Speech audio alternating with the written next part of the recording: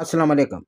मैं हूँ डॉक्टर आसिफ खान। ये जो आप चैनल देख रहे हैं डॉक्टर आसिफ खान के नाम से, आज हम खसरा के जो इमराज है इसके बारे में आप लोगों को मेडिसिन बताएंगे। ये अक्सर बच्चों में हो जाता है, जिसमें बुखार, गला, खांसी ये भी शुरू हो जाता है और ये लाल लाल छोटे छोटे दाने निकल आते हैं। ये अंदरूनी भी होते हैं, बैरूनी भी होते हैं, दो तरह के। ये जो है ना इंसान पर हमला आवर होता है, ये ज़िंदगी में एक बार ज़रूर होता है। बहरहाल, खसरा की बीमारी के लिए ब्रेओनिया 30 ताकत में, मीडुरीनियम ये आपको 30 ताकत में लेना है, आर्सेनिक एल्बम ये आपको 30 ताकत में लेना है। ये आपको होम्योपैथिक स्टोर से ईजी मिल जाएगा। ये ड्रॉप के शिप में आपको मिल जाएगा।